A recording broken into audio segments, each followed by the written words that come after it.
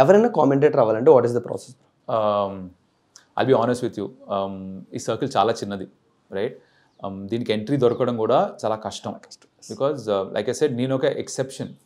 The sense that ఇందా స్టార్టింగ్లో చెప్పాను మీకు దట్ ఆ శ్రీనివాస్ అనే అతను వెంకట్కి నా పేరు రెఫర్ చేశాడు కాబట్టి తనని అడిగాడు, కానీ లేకపోతే నా వరకు అసలు ఇలా ఆపర్చునిటీ వచ్చేదే లేదు, ఆ ఛాన్సే లేదు, రైట్?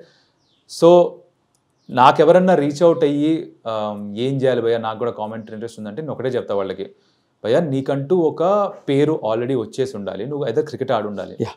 లేదు నువ్వు క్రికెట్ ఆడలేదు అంటే నీ పేరు జనాలకు తెలిసి ఉండాలి. అది ఈ టైమ్స్లో ఎలా తెలుస్తుంది? It's actually not that difficult. Social media use చేసుకోవచ్చు.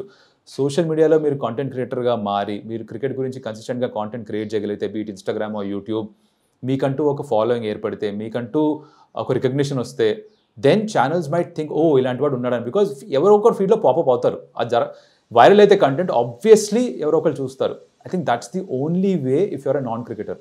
లేకపోతే నాకు తెలిసి ఎలా ఎంట్రీ రావడం అంటే అదర్వైజ్ కుదరదు. You have to be a former cricketer, at least Ranji trophy ఆడి ఉండాలి, ఆర్ ఐపీఎల్ ఆడి ఉండాలి, ఆర్ ఇండియాకి ఆడి ఉండాలి, అప్పుడే ఛాన్స్ దొరుకుతుంది. ఇంగ్లీష్లో హర్ష భోగ్లే గారికి ఎలా అయితే ఒక అవకాశం దొరికిందో, ఆయన రేడియో చేస్తూ చేస్తూ చేస్తూ టీవీలో వచ్చారు. ఇక్కడ కొంతమంది ఆర్జేసీకి అవకాశం దొరుకుతుంది, బికాజ్ ఆర్జేస్ బాగా మాట్లాడతారు అన్న ఒక ఆలోచన ఉంది కాబట్టి. But otherwise you have to make a name for your self. ఆ రెప్యుటేషన్ ముందుగా సంపాదించుకోలేకపోతే ఎంట్రీ కష్టమే.